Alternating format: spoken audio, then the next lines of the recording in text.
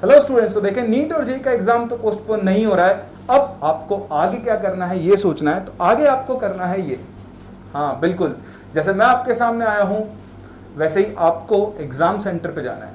पूरे प्रिकॉशंस आपको रखने और प्रिकॉशंस के साथ ही आप अपने एग्जाम सेंटर पर जाएंगे। तो आज मैं आपसे यही डिस्कस करने वाला हूं कैसे कौन कौन से प्रिकॉशंस है जिनको रखकर आपको एग्जाम सेंटर पे जाना है, कैसे आपको अपने एग्जाम के लिए प्रिपेयर होना है, और सिर्फ पढ़ने के अलावा भी आपको बहुत सारी चीजों का ध्यान रखना होगा। तो आओ एक एक करके हम डिस्कस करते हैं कि अब एग्जाम तो पोस्टपोन नहीं हो रहा है तो हमें आगे क्या करना होगा एग्जाम सेंटर्स तक पहुंचने के लिए। मैं समझ सकता हूं एग्जाम सेंटर तक पहुंचना अब हमारे लिए एक फाइट हो गई है, युद्ध हो गया है ना। अब युद्ध जीतने हमें जाना है और गवर्नमेंट के पास मेरे साथ ज्यादा कोई ऑप्शंस नहीं थे। तो ये सही हुआ या गलत हुआ, इस पर क्या स्टैंड होना चाहिए, मैं उस चीज पे बात नहीं करूंगा। बहुत ही कॉन्ट्रोवर्शियल ये आपका सब्जेक्ट है, टॉपिक है, तो इस पर मैं कोई डिस्कशन नहीं करूंगा। बट हाँ, हम लोग अभी देखने वाले हैं कि जो हो गया है वो तो हो गया है, अब तो हमारे हाथ में वो है ही नहीं। तो हमें अब क्या करना होगा, एग्जाम वाले दिन तक हमें क्या करना चाहिए और कैसे हम लोग एग्जाम सेंटर पहुंचेंगे, वहां पहुंचने के रास्ते में हमें किन किन चीजों का ध्यान रखना चाहिए, किन प्रिकॉशंस का हमें ध्यान रखना चाहिए, वो हम लोग आज डिस्कस करने वाले हैं। तो ये शुरू करते हैं, कैसे आप अपना ध्यान रखने वाले, keep extra care of your self. हाँ, अब आने वाले अगले 10 दिन, अगर आप जेईई का एग्जाम दे रहे हैं और 10 दिन और ऐड कर दो अगर आप नीट का एग्जाम दे रहे हैं, तो आने वाले 10 से 20 दिनों के लिए आपको अपना स्पेशल ध्यान रखना होगा। आप जो भी फालतू काम करते थे, फालतू का मतलब बाहर घूमने जाना है ना, दोस्तों से मिलने जाना, क्योंकि देखो आप लोग यंग हो, वैसे भी सब लोग बोल रहे हैं कि यंग लोगों को इतना खतरा नहीं है। देखो खतरा सबको है, इन्फेक्ट हो गए तो आपको एग्जाम देने नहीं देगा, खतरा ये है, ठीक है। रिकवर आप कर जाओगे, अच्छी सी बात है, बिल्कुल सही बात है, हम रिकवर कर सकते हैं। अगर हम लोग यंग है, हमारे पास कोई अंडरलाइंग डिजीज नहीं है, तो हम रिकवर कर सकते हैं। तो उस चीज का हम बेनिफिट उठाएं, जिस चीज के लिए हम 2 साल से तैयारी कर रहे हैं उसको अटेन करने में, है ना, उस टारगेट को अटेन करने में इस चीज का फायदा उठाएं। तो देखो अब ट्रैवलिंग हमें करनी है, हम उसे अवॉइड नहीं कर सकते। तो ट्रैवलिंग करने से पहले आपको, और एग्जाम, क्योंकि अब आपको एक अलग एनवायरनमेंट में एग्जाम देना है, तो उससे पहले आपको अपने आप को क्या रखना होगा, तैयार रखना होगा। तो कैसे आप ये तैयारी करने वाले हो उसको हम डिस्कस करने वाले हैं। तो सबसे पहली चीज, आप स्वस्थ हो तो आप मस्त हो, मतलब आप अपने सारे काम कर सकते हो, आप एग्जाम जाने जा भी सकते हो। आप एनटीए की गाइडलाइन देखना, कुछ मैंने समराइज भी की, उनसे भी आपको आइडिया लगेगा। तो सबसे पहला काम, start working on improving your immunity. भाई हम हिंदुस्तानी, हम लोग काढ़े पे बहुत विश्वास करते हैं, बहुत अच्छा है काढ़ा, बहुत अच्छे फ्रूटफुल रिजल्ट्स भी दे रहा है। कुछ लोग सिर्फ काढ़ा पी के ही ठीक हो रहे हैं। तो आपने डेली शेड्यूल के अंदर दिन में 2 बार के आसपास काढ़ा पिए। आज ही मैं एक टाइटल न्यूज़ पे पढ़ रहा था आर्टिकल कि काढ़े में आप कोई भी अमाउंट ना लें, तो एक जो स्पेसिफिक अमाउंट होता है वही लें, तभी काढ़ा आपको सबसे ज़्यादा फायदा करेगा। तो वो आप सर्च करोगे नेट पे, आपको मिल जाएगा, आयुर्वेद की किसी भी वेबसाइट पे मिल जाएगा, आप देखोगे तो आपको अमाउंट मिल जाएगा। वैसे व्हाट्सएप पे बहुत सर्कुलेट होता है। विटामिन सी, विटामिन डी, इनकी टैबलेट्स को आप रेगुलरली यूज करना शुरू कर दें। अगले 10 दिन तक भी आप यूज करते हैं तो आपकी इम्यूनिटी में बहुत अच्छा इंपैक्ट आने वाला है। साथ ही साथ मल्टीविटामिन आप जरूर यूज करें, ताकि जब आप एग्जाम देने जाएं, जब आप ट्रैवल करें, तो आप इन्फेक्शन से क्या रहें, बचे रहें ना। अंदर से इम्यूनिटी होना बहुत जरूरी होता है। तो इन छोटी छोटी चीजों का सबसे पहले ध्यान रखने, अपनी इम्यूनिटी को आप कैसे बूस्ट कर सकते हो, उन फैक्टर्स पे आप जरूर काम करें। सेकंड जो आपको ध्यान देना है, जो आपसे कह रहा था, फालतू बाहर ना जाएं।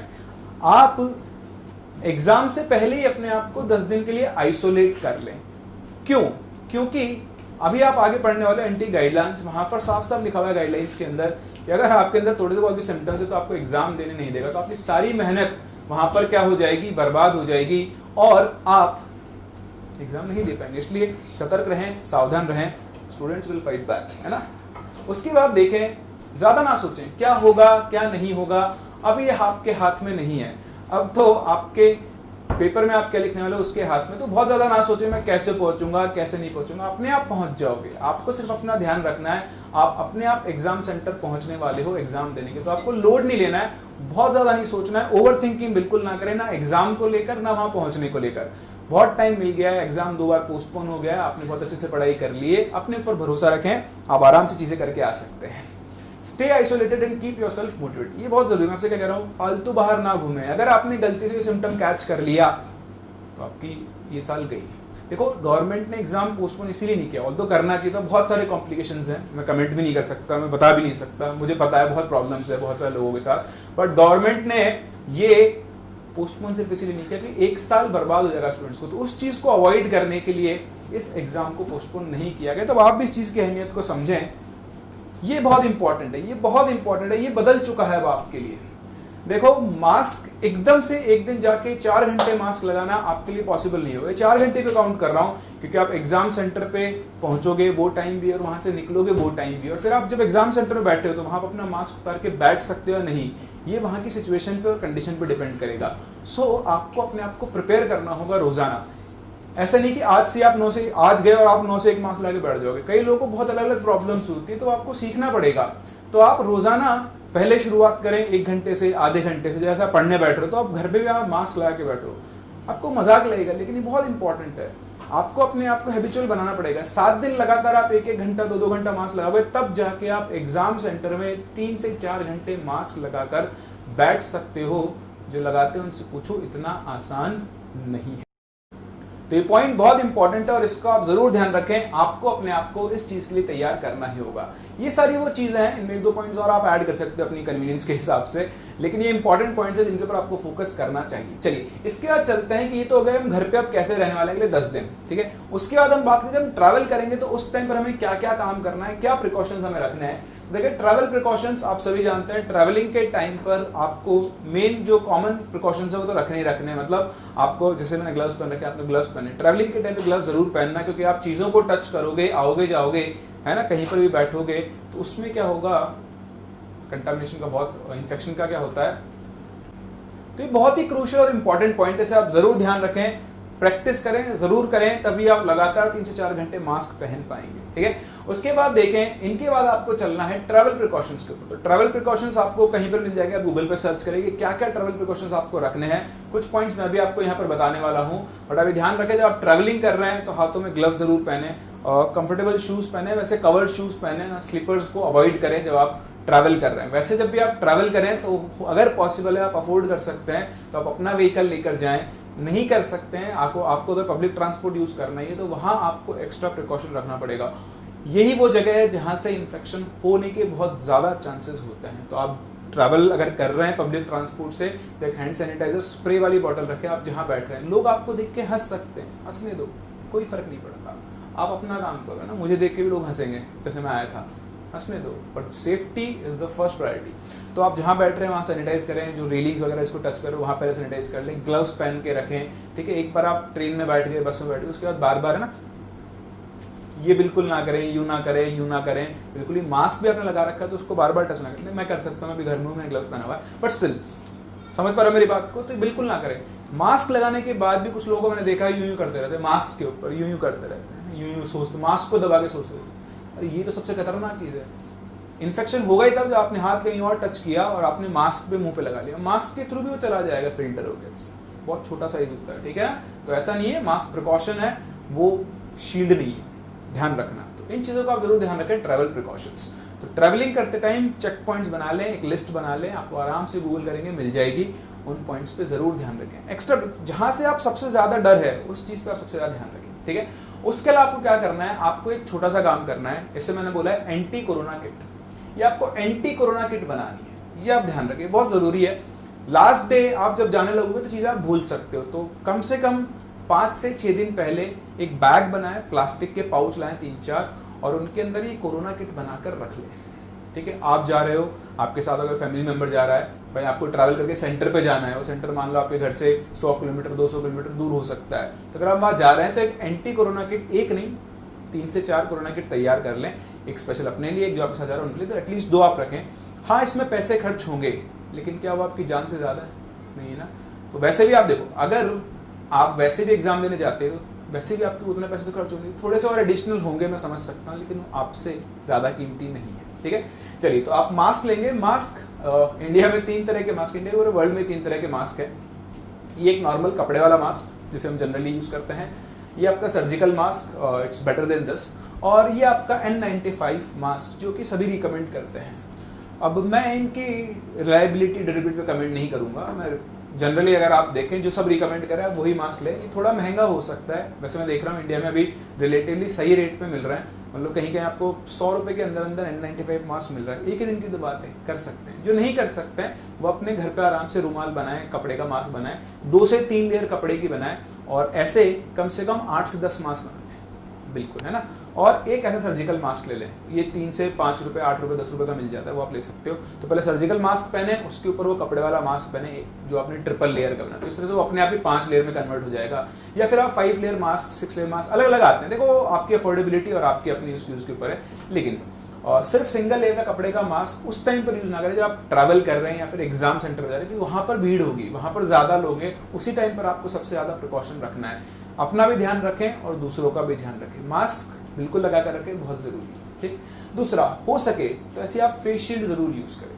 फेस शील्ड मास्क के ऊपर एक्स्ट्रा प्रिकॉशन आपको देगी। बाय चांस कोई आते जाते ट्रेन में जा रहे हैं, बस में जा रहे हैं, तो इसको जरूर यूज करें। हंसने दो, लोग हंसेंगे, आपको ऑकवर्ड लगेगा, अरे क्या है, मैं कैसा लग रहा हूँ, कोई बात नहीं भाई, कोई फर्क नहीं पड़ता, कोई फर्क नहीं पड़ता। आपका प्रोटेक्शन हो रहा है ना, दैट इज मोर इंपॉर्टेंट। कोई चलते चलते छींक गया तो कोई मास्क नहीं रोक सकता। मान लो उसको, वो अगर पॉजिटिव है, इन्फेक्टेड और वो छींक गया आपके ऊपर, तो लाहौल बिला कुव्वत हो जाएगा, है ना। इसलिए जरूर ध्यान रखें, बहुत इंपॉर्टेंट है। और इस चीज़ को इशू मत बनाना, मैं ये टर्म बोलता रहता हूँ जनरली, इसलिए। चलिए, फेस शील्ड हो गया, फेस मास्क हो गया। उसके अलावा ये ग्लव्स आप यूज करें। ये आप देखें, बॉटल ऑफ सैनिटाइजर, तो 2 तरह की बॉटल रखें, एक हैंड सैनिटाइज करने के लिए, और एक स्प्रे बॉटल, आप जहां भी बैठो, आओ जाओ, उन चीज़ों को सैनिटाइज करने के लिए। डिस्पोजेबल कैप, सिर के ऊपर आप कैप पहन सकते हो। आप अपने घर पे जो नॉर्मल कैप पहनते हैं ना, क्रिकेट खेलते टाइम आप पहनते हो, वाली कैप आप यूज कर सकते हो। 1 से 2 होनी चाहिए ताकि आप रिप्लेस कर सको, यूज कर सको। हैंड ग्लव्स बहुत जरूरी है। हैंड ग्लव्स का तो पूरा पैकेट ले लें, नहीं भी हो तो मतलब वही, अगर अफोर्डेबिलिटी बात है, कम से कम 5 से 10 तो खरीद लें। 8 रुपए के आसपास का आजकल आता है, तो शायद और कम हो गया होगा, 5 से 10 रुपए की रेंज में आता है, तो 10 के आसपास खरीद के रख लें। जब आप ट्रैवल करेंगे तो आपके काम में आएगा। और हो सके तो एग्जाम लिखते टाइम भी आप यूज कर सकते हो, वो आपके ऊपर है। मैं इस पर पूरे टाइम यूज कर रहा हूँ, मेरी सारी चीजें मैं आप इसलिए यूज कर रहा हूँ, आपको दिखा रहा हूँ कि आप अपने सारे काम कर सकते हो। आप लिख भी सकते हो इससे, सॉरी उल्टा कर दिया, तो आप देखें आराम से लिख भी सकते हैं, कोई दिक्कत नहीं है ना। तो मतलब जितना आप सेफ्टी रख सकते हो जरूर रखें, बहुत जरूरी है आपके लिए।